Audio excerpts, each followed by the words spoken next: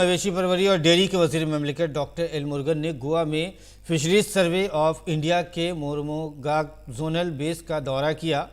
Doctor L Murugan ने माही परवरी से मुतालिक मुख्तलिफ प्रोजेक्टों का जायज़ा लिया। मरकज़ी वजीर को फिशरीज सर्वे ऑफ इंडिया की मुख्तलिफ सरगर्मियों के बारे में बताया गया।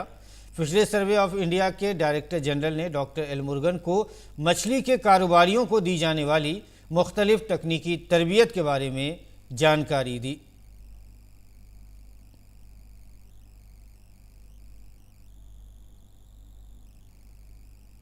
और आइए बढ़ते हैं अगली खबर की तरफ। भारत आज से शुरू होने वाली मालाबार मश्क के 26वें एडिशन में हिस्सा ले रहा है। जापान क्वाड ग्रुप के अरकान भारत, ऑस्ट्रेलिया, जापान और अमेरिका की बहरिया के साथ मालाबार मश्क की मेज़बानी कर रहा है। भारत के 2 जंगी जहाज़ INS शिवालिक और कमरोटा 18 नवंबर तक जापान के युकुसोका में होने वाले मालाबार मश्क में हिस्सा लेकर अपनी ताकत का मुजाहिरा करेंगे। मश्क में P-18 जासूस तैयारा भी हिस्सा ले रहा है।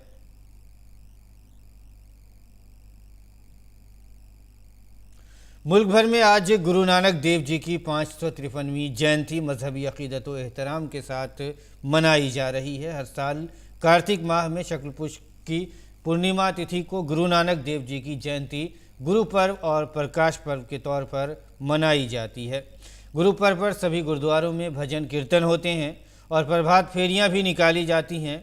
ये सिख मज़हब के क़याम और पहले गुरु नानक देव जी ने अपनी ज़िंदगी इंसानी समाज की फलाह व बहबूद में लगाकर अमन और भाईचारे का पैगाम दिया था, उसी याद में मनाया जाता है।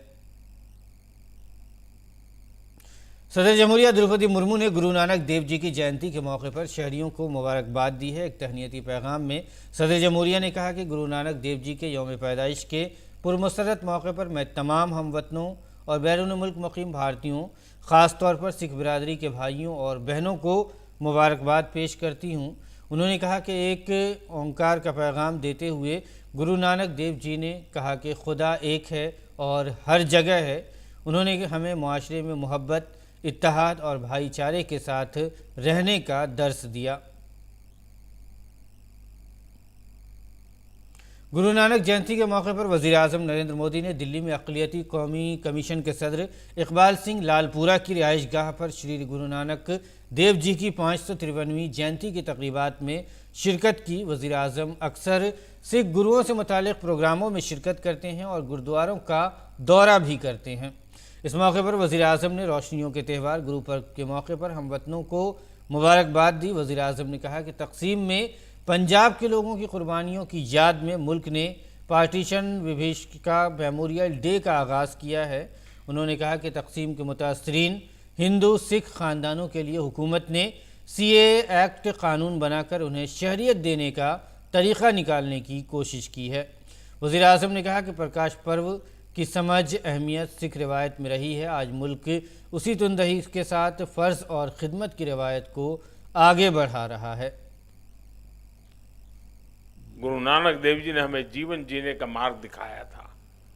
उन्होंने कहा था, नाम जपो, कीरत करो, वंड छको, यानी ईश्वर के नाम जप करो, अपने कर्तव्य पर चलते हुए मेहनत करो और आपस में मिल बांट करके खाओ। इस एक वाक्य में आध्यात्मिक चिंतन भी है, भौतिक समृद्धि का सूत्र भी है और सामाजिक समरसता की प्रेरणा भी है। आज आज़ादी के अमृत काल में देश इसी गुरु मंत्र पर चलकर 130 करोड़ भारतवासियों के जीवन कल्याण की भावना से आगे बढ़ रहा है। मरकज़ी वज़ीर दाखिला अमित शाह ने सिख फ़िरक़ा के बानी श्री गुरु नानक देव जी की 553वीं यौम पैदाइश पर सभी को मुबारकबाद पेश की है। ट्वीट में उन्होंने कहा कि अगर गुरु नानक देव जी ने अमन, मसावात और इंसानियत की खिदमत के ख़यालात के साथ पूरी इंसानियत को सच्चाई, अमल और हमदर्दी का रास्ता दिखाया, उनकी तालीमात हमेशा हमारी रहनुमाई करती रहेंगी।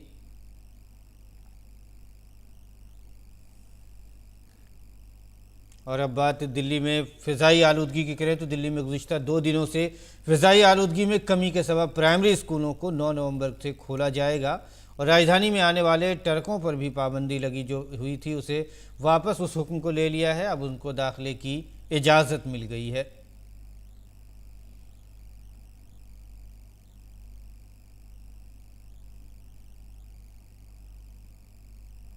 और आज साल 2022 का आखिरी और दूसरा चांद ग्रहण भारत समेत दुनिया के कई हिस्सों में नज़र आएगा। मुकम्मल चांद ग्रहण मुल्क के मशरक़ी हिस्सों में नज़र आएगा और जुज़वी ग्रहण बाकी रियासतों में नज़र आएगा। चांद ग्रहण उस वक्त होता है जब ज़मीन सूरज और चांद के दरमियान आ जाती है। साल का आखिरी चांद ग्रहण शाम 5:20 से शुरू होगा और शाम 6:20 तक रहेगा। इसके अलावा दुनिया के ममालिक में चांद ग्रहण शुमाली मशरक़ी यूरोप, ऑस्ट्रेलिया, शुमाली अमरीका, जनूबी अमरीका के बेशतर बहरुल काहिल, बहर ओक़ियानूस, बहर हिंद, आर्कटिक और अटलांटिका के इलाक़ों में भी नज़र आएगा।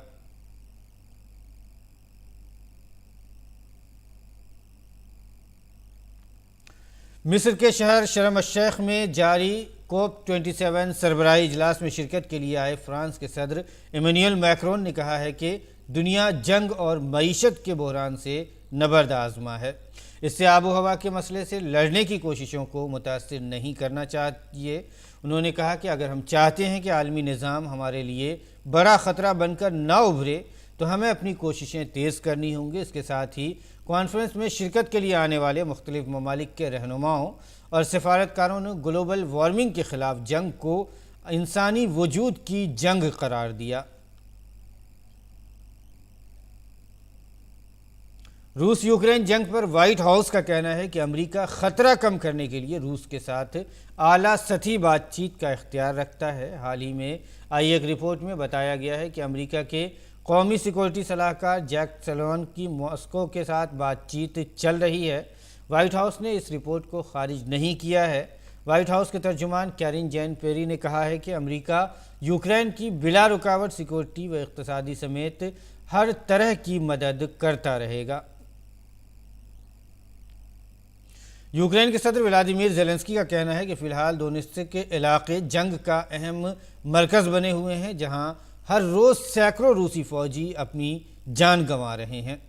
सदर ज़ेलेंस्की ने कहा है कि लड़ाई का मैदान कब्ज़ा करने वालों की लाशों से भरा पड़ा है। सदर ज़ेलेंस्की ने बताया कि मिसाइलों, जहाज़ों और जदीद रॉकेट निज़ाम का इस्तेमाल करते हुए ज़ाफुरेज़िया और खैरसान के इलाक़ों समेत कुल 50 से ज़्यादा बस्तियों पर हमला किया गया। यूक्रेन की फ़ौज अभी भी सरगर्मी तौर पर सिक्योरिटी का काम कर रही है और आहिस्ता आहिस्ता रूसी फ़ौजियों को पीछे धकेल रही है।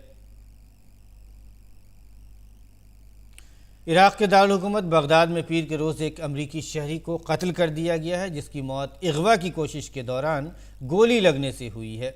पुलिस के मुताबिक मकतूल को एक SUV में ले जाया जा रहा था, जिस पर गाड़ी में सवार मुसल्लह अफराद ने फायरिंग कर दी, जिससे उस शख्स की मौत हो गई।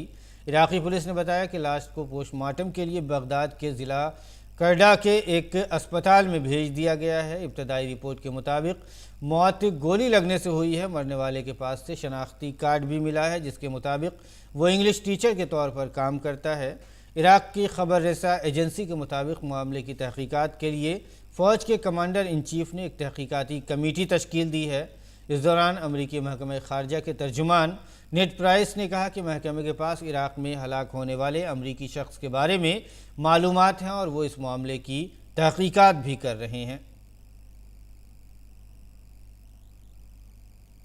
और नाज़रीन, पेश है दिल्ली से शाये होने वाले उर्दू के अखबारात का मुख्तसर सा जायज़ा।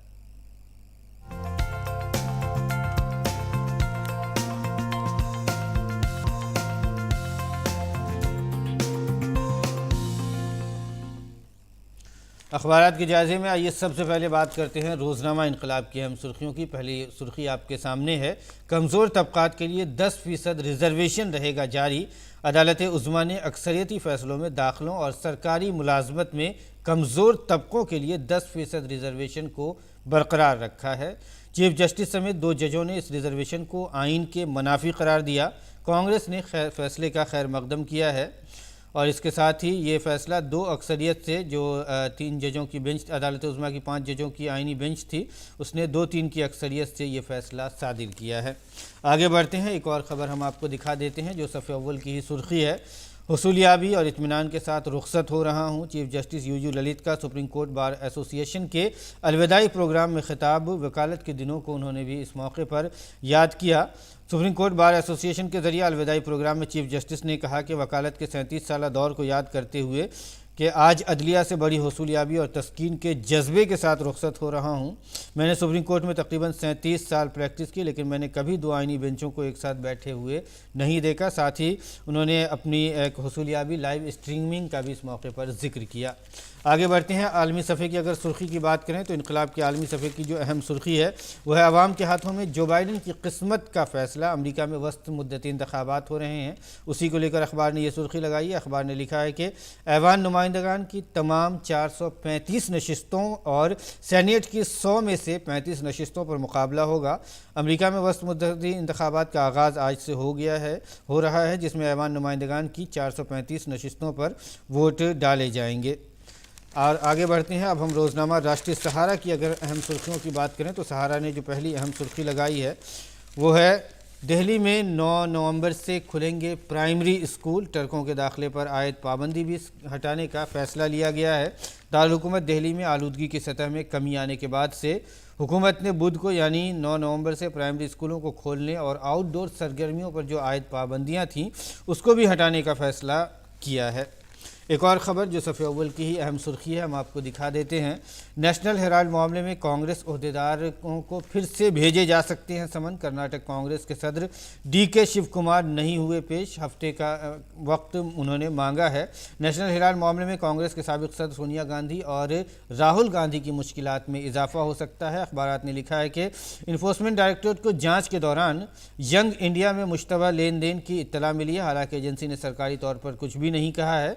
ऐसा इम्कान जाहिर किया जा रहा है कि कंपनी से वाबस्ता कांग्रेस लीडरों को पूछगछ के लिए दोबारा तलब किया जा सकता है।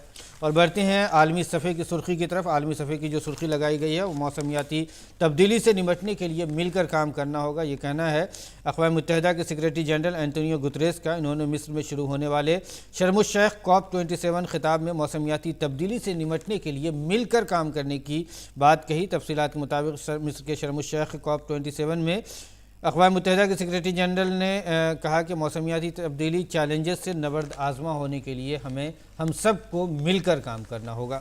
और आगे बढ़ते हैं। अब रोज़नामा हिंदुस्तान एक्सप्रेस की अहम सुर्खियों की बात करें तो सफ़े अव्वल की एक अहम सुर्खी है निर्भया जैसी दरिंदगी करने वाले तीनों मुलजिम सुप्रीम कोर्ट से बरी हो गए हैं। 2012 के छावला रेप और मर्डर केस में सुप्रीम कोर्ट ने पलटा मौत की सज़ा का फैसले पर उठ रहे हैं सवाल। मुजरिमों को सज़ा न मिलने पर मुतासरा ख़ानदान का दर्द छलक पड़ा है, ये अखबार की सुर्खी है। दूसरी सुर्खी चाइल्ड मैरिज के ख़ात्मे के लिए तेज़ हो कार्रवाई। भारत में कम उम्र की शादी के ख़ात्मे के लिए UNFPA यूनिसेफ की मुश्तरका प्रोग्राम स्टीयरिंग कमेटी का क़याम हुआ है। भारत में कम उम्र की शादी के फैलाव में मुसलसल कमी देखी गई है। 2002 के मुकाबले में 2005 की अगर बात करें तो 47.4% थी, जो कि 2021 में कम होकर 23.3% हो गई है। तो नाज़रीन, ये था दिल्ली से शाया होने वाले उर्दू के अखबारात का जायज़ा। और आइए हम आगे बढ़ते हैं। अब बुलेटिन की तरफ आगे बढ़ते हैं। आपने बांस की बनी टोकरी तो देखी होगी, चटाई और पत्तियां भी देखी होंगी, बांस की बांसुरी भी खूब बजाई होगी, लेकिन क्या आपने बांस से बने हुए मौसीकी के आलात देखे हैं? आज लोग माहौलियात के तहफ़्फ़ुज़ के तईं बेदार हो रहे हैं और प्लास्टिक के मुतबादिल के तौर पर बांस को देख रहे हैं। देखिए ये ख़ास रिपोर्ट।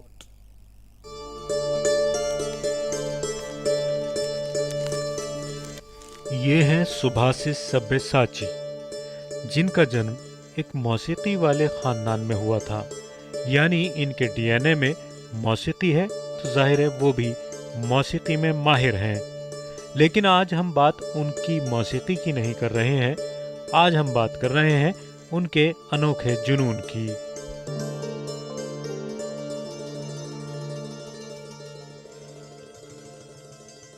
एक कलाकार या यूं कहें एक संगीतकार ऐसा भी जिसे ना केवल म्यूजिक इंस्ट्रूमेंट्स बजाने का शौक है बल्कि म्यूजिक इंस्ट्रूमेंट्स बनाने का भी शौक है। जी हाँ, वो बहुत सारे म्यूजिक इंस्ट्रूमेंट्स बनाते हैं और वो भी इको फ्रेंडली, यानी कि बांस के बने हुए, जिसके जरिए वो पर्यावरण संरक्षण का एक स्पष्ट संदेश दे रहे हैं, एक मजबूत संदेश दे रहे हैं। जो मैंने सोचा था, bamboo world largest growing plant, तो बैम्बू को लेके अगर हम आगे काम करें, ये प्रकृति का एक की जो वातावरण के लिए जो हमारा मैसेज रहेगा, और इसको आगे आने वाले टाइम में मैं ये भी बताना चाहूँगा आपके माध्यम से, जो महंगा पेड़ जो हम काट के कुछ बनाते हैं उसकी जगह सब्स्टिट्यूट बैम्बू को यूजेस हम करें, तो इस चिंतन में रखते हुए मैं ये सब कलाकृति का मैंने डिजाइन किया। जी हाँ, माहौलियात के तहफ़्फ़ुज़ के तईं ये उनका जुनून ही है। वो बांस से म्यूजिकल इंस्ट्रूमेंट तैयार करते हैं, बांस के इतने खूबसूरत नमूने कि बस देखते ही रह जाने का दिल करता है।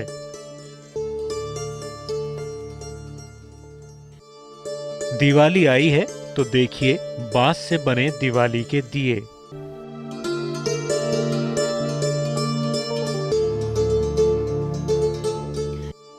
तबला हो या सितार, हारमोनियम और माउथ ऑर्गन या फिर बच्चों के खूबसूरत खिलौने, सब कुछ बांस के बने हुए हैं।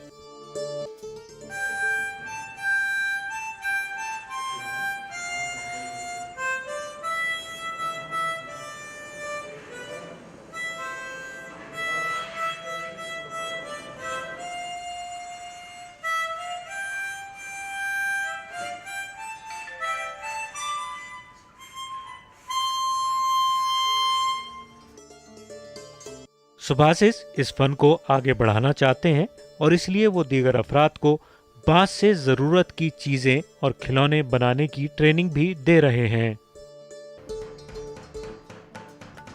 ये बहुत ज़रूरी है आज की लाइफ में। जितना हम लोग अपने एनवायरनमेंट को, अपनी लाइफस्टाइल को हमने डिस्टर्ब कर लिया है, उसके लिए ज़रूरी है कि हम लोग पीछे की तरफ जाएं, क्योंकि वो पूरी तरह से जो है इको फ्रेंडली है, उसमें किसी भी तरह से एनवायरनमेंट को नुकसान नहीं पहुंचा रहे हैं। यहाँ पे बेबी के लिए टॉय बनाना सीख रही हूँ। This bamboo we are making a cup with a mice. ये देखिए कुदरत की खूबसूरत धुनें जो आपको मशहूर कर देंगी। आज लोग माहौलियात के तहफ़्फ़ुज़ के तईं बेदार हो रहे हैं और प्लास्टिक के मुतबादिल के तौर पर बांस को देख रहे हैं, क्योंकि ये माहौलियात के मुआफ़िक होता है। इसके अलावा पायदार और खूबसूरत भी होता है, और सबसे अच्छी बात ये कि जेब पर बोझ भी नहीं बनता। सुभाषिस इस समत में कारगर कोशिश कर रहे हैं। Bureau report, DD news Urdu खबरें। और आइए अब खेल की खबरों पर नज़र डालते हैं। लिवरपूल के रोबर्टो फर्मिनो के ब्राज़ील की टीम से पीर को बाहर कर दिया गया, क्योंकि ब्राज़ील के कोच टेटे ने नेमार और 39 साल तजुर्बाकार दानी अल्वेज की क़यादत में टीम के साथ छठा खिताब हासिल करने के लिए अपना वर्ल्ड कप टीम का ऐलान कर दिया है, जो वेंटिस और पेरिस सेनेट जर्मन के तजुर्बाकार अल्वेज और जिन्होंने जुलाई में मैक्सिकन क्लब प्यूमास के साथ मुआहदा किया था। ब्राज़ील के वर्ल्ड कप स्क्वाड के लिए मुंतखब होने वाले अब तक के सबसे मुअम्मर खिलाड़ी अल्वेज टूर्नामेंट के अपने तीसरे एडिशन में हिस्सा लेंगे। और इसके साथ के दौरान फर्मिनो, जो इस सीज़न में लिवरपूल के लिए फॉर्म में वापस आए हैं, फिर कतर के लिए स्क्वाड में जगह बनाने में नाकाम रहे। ब्राज़ील के कोच टेटे ने वर्ल्ड कप के लिए अपनी टीम में 9 फॉरवर्ड खिलाड़ियों को शामिल किया है। टेटे कतर में होने वाले वर्ल्ड कप में अपने स्ट्राइकर्स पर बहुत ज़्यादा तवज्जो दे रहे हैं। टीम के फ्रंट लाइन की क़यादत 30 साला नेमार करेंगे, जबकि पीर को ऐलान करदा 26 रुकनी स्क्वाड में वेनिस जूनियर, गैब्रिएल मार्टिनेली और रोड्रिगो ने जैसे नौजवान फॉरवर्ड खिलाड़ियों को भी शामिल किया गया है। और इस महीने कतर में मुनक़िद होने वाले फीफा आलमी कप के लिए ब्राज़ील ने अपनी टीम का ऐलान कर दिया है। ज़ख्मी रोबर्टो फर्मिनो और फिलिप कोटिन्हो टीम का हिस्सा नहीं है। ब्राज़ील के कोच टेटने ने नेमार और 39 साल तजुर्बाकार डैनी अल्वेज की क़यादत में टीम के साथ छठे टाइटल के लिए वर्ल्ड कप स्क्वाड का ऐलान किया है। ब्राज़ील रिकॉर्ड का छठा वर्ल्ड कप जीतने के मजबूत दावेदार हैं, क्योंकि उसके पास नौजवान खिलाड़ियों से भरी अच्छी टीम है और वो इस टूर्नामेंट में अच्छा मुजाहरा करने के लिए तैयार हैं। मैनचेस्टर यूनाइटेड के मिडफील्डर क्रिस्टियन एरिक्सन को कतर में होने वाले फीफा वर्ल्ड कप के लिए डेनमार्क की टीम में शामिल किया गया है। 30 साल एरिक्सन गुज़िश्ता साल फिनलैंड के खिलाफ यूरो 2020 के मैच के दौरान गिर गए थे और उन्हें पिच पर जान बचाने वाला उन्हें काफ़ी नुकसान हो गया था, जिसकी वजह से वो काफ़ी अरसे से मैदान से दूर थे। डेनमार्क ने 26 साल रुकनी टीम में से 21 खिलाड़ियों को नामजद किया है। बाकी 5 खिलाड़ियों के नामों का ऐलान जल्द किया जाएगा।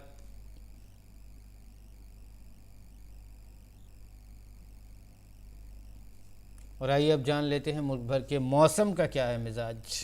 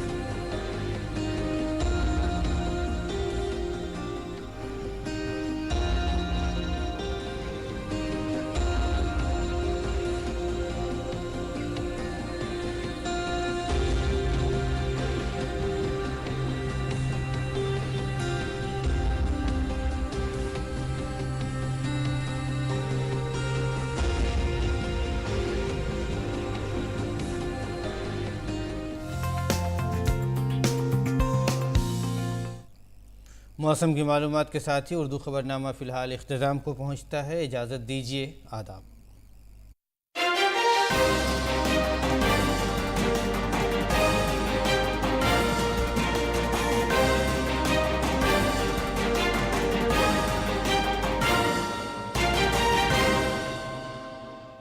नेल कंटन सेवल में जन्मे स्वराज के लिए समर्पित हमारे महाराज पुली थेवर। मेरे मारवा साथियों, दिखा दो इन धूर्तों को कि हमारे पंजे इनकी गर्दन का क्या हाल करते हैं। इन गोरों और नवाब के पास तोपे, बंदूकें और विशाल सेना है। यदि हमें इन्हें परास्त करना है तो हमें केवल बल का प्रयोग नहीं करना होगा, बुद्धि का भी करना होगा।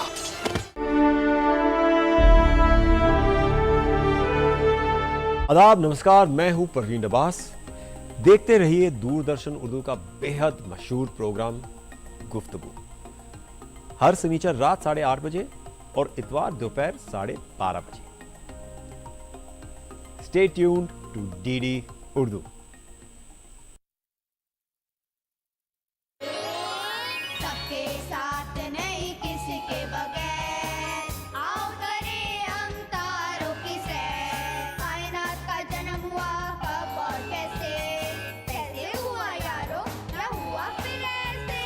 क्यों है जमीन गोल, क्या है ब्लैक होल, सूरज में है गर्मी क्यों, चांद में है नरमी क्यों। सैटर्न को घेरे हुए खूबसूरत रिंग, साइड में यारो जुपिटर है प्लैनेट का किंग। वीनस की खूबसूरती, यूरेनस की चाल, अपना सोलर सिस्टम यारो है बिल्कुल कमाल। यहाँ वहाँ देखो कितनी सारी तारे, जी भर के देखो गैलेक्सी के नजारे। लेकिन सबके साथ नहीं किसी के बगैर, आओ करें हम तारों की सैर।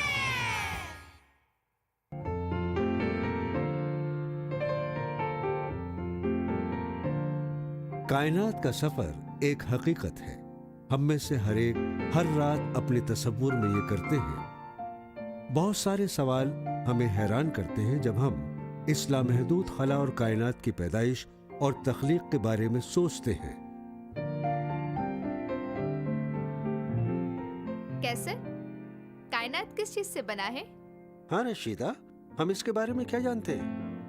क्या हमें पता चल सकता है कि कायनात का मुस्तकबिल क्या है?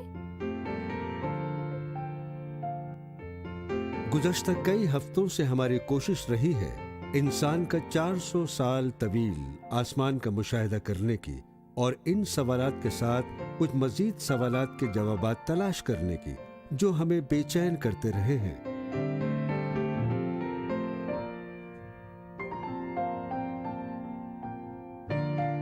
ये बहुत पुरानी बात है। सच कहा जाए तो तकरीबन 400 साल कबल जब गैलीलियो गैलीली ने अपना टेलीस्कोप आसमान की जानिब घुमाया